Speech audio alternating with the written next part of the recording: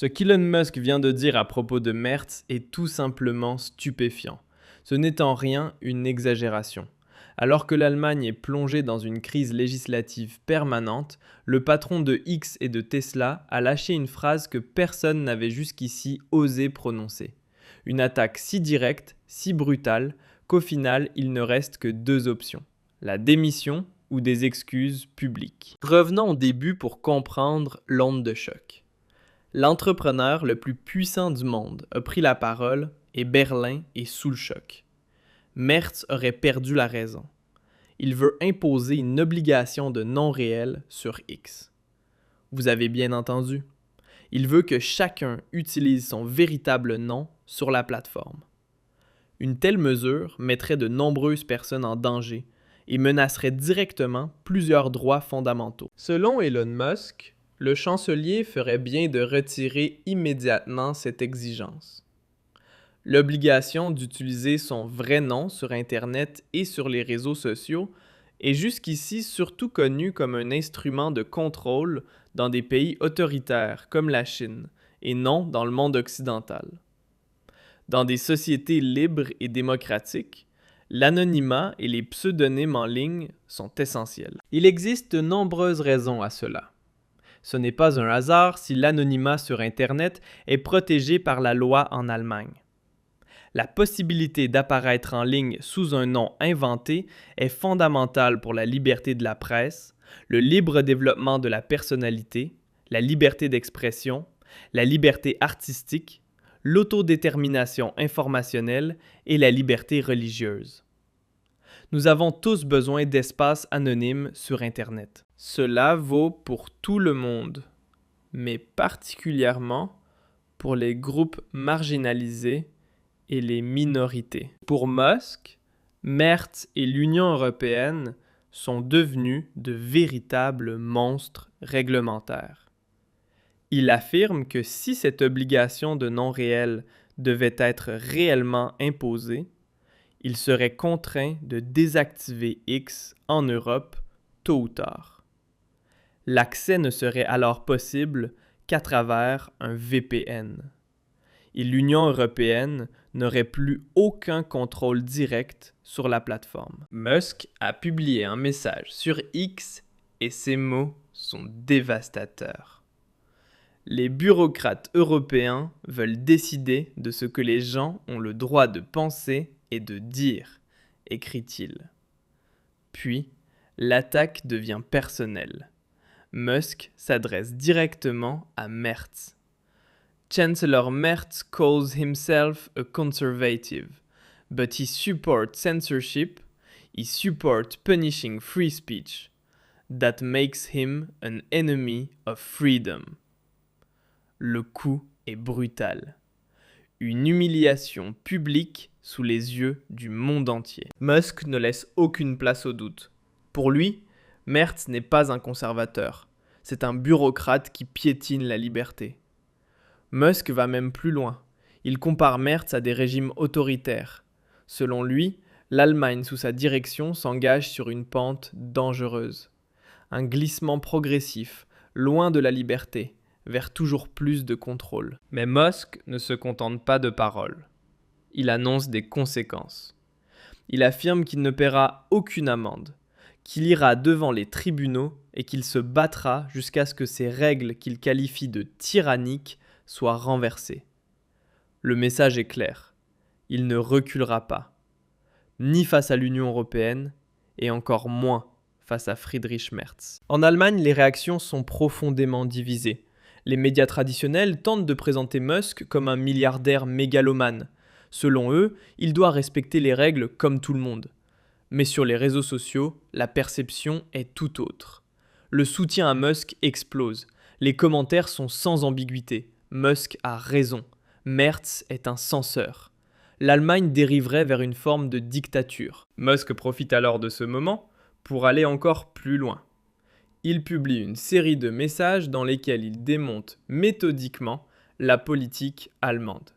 Il évoque la politique énergétique, la crise économique, la question migratoire, et chaque fois, il pointe Merz du doigt.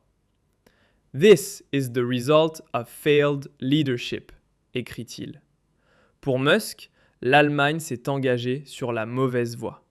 Et Merz en serait le principal responsable. Il compare l'Allemagne à des pays qui, selon lui, prospéreraient sous une autre direction.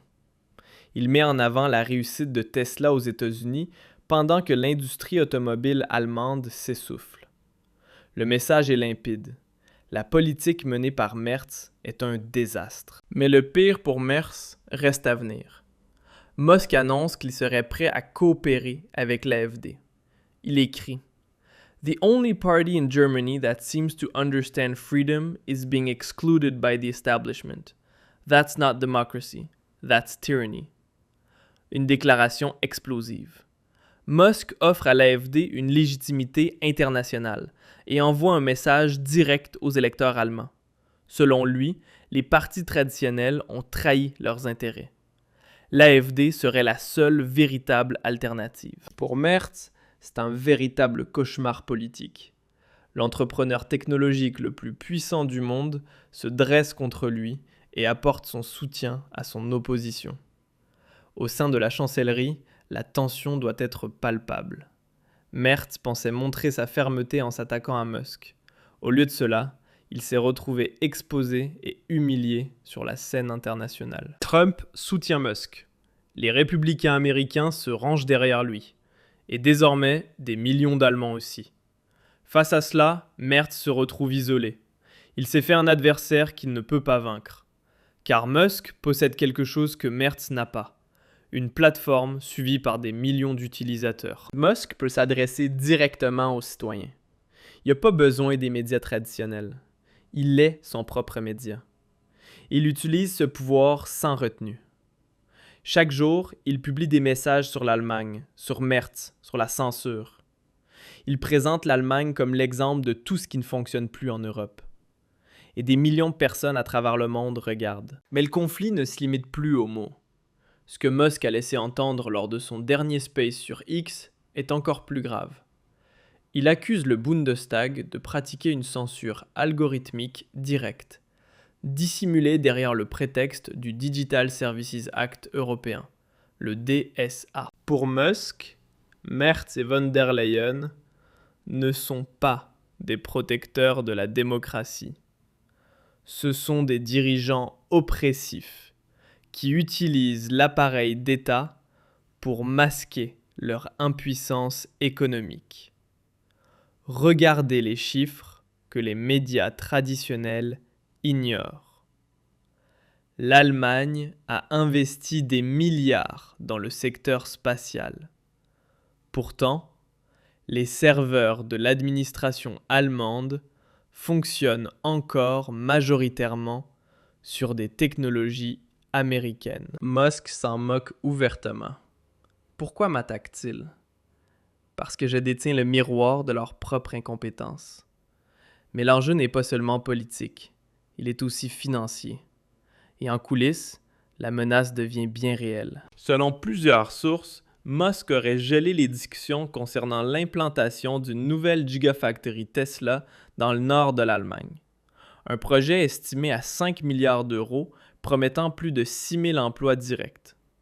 En réponse aux perquisitions de février, le milliardaire pourrait déplacer ses investissements vers l'Italie de Giorgia Meloni ou vers l'Espagne, laissant l'Allemagne seule avec ses réglementations et son chômage. Pour certains, c'est un chantage industriel pur et simple. Soit Berlin plie face à X, soit Tesla tourne le dos au pays. Mais une autre évolution inquiète encore davantage les autorités. Musk commence à jouer la carte de la politique intérieure. Sur sa plateforme, il amplifie les comptes de l'AfD et d'autres mouvements souverainistes d'opposition. Il ne se contente plus d'être un acteur technologique. Il devient un véritable faiseur de rois. Chaque like de Musk sur une critique visant Merz est vu par près de 200 millions de personnes. Le ministère de l'Intérieur s'inquiète. Selon les services de renseignement allemands, les interactions avec des contenus critiques envers le gouvernement auraient augmenté de 300% depuis le début du conflit. La question reste ouverte. S'agit-il d'une manipulation coordonnée ou simplement de la voix d'un peuple que Musk aurait libéré? Une chose est certaine, l'AfD en tire un immense avantage. Musk la présente comme la seule formation politique qui défendrait la véritable liberté face à la censure des partis établis. En attaquant le système incarné par Merz, Musk ne cherche pas seulement à protéger ses entreprises. Il veut démontrer qu'à l'ère de l'empire du code, l'État-nation est devenu obsolète. La question n'est donc plus de savoir si Musk a raison ou tort.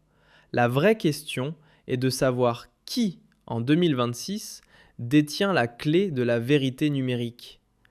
L'élu démocratique ou le milliardaire? Alors que les sondages montrent une chute de la popularité de l'exécutif à seulement 22%, ce bras de fer avec Musk pourrait bien devenir le coup fatal pour la chancellerie de Merz. Le risque pour le Bundestag est immense.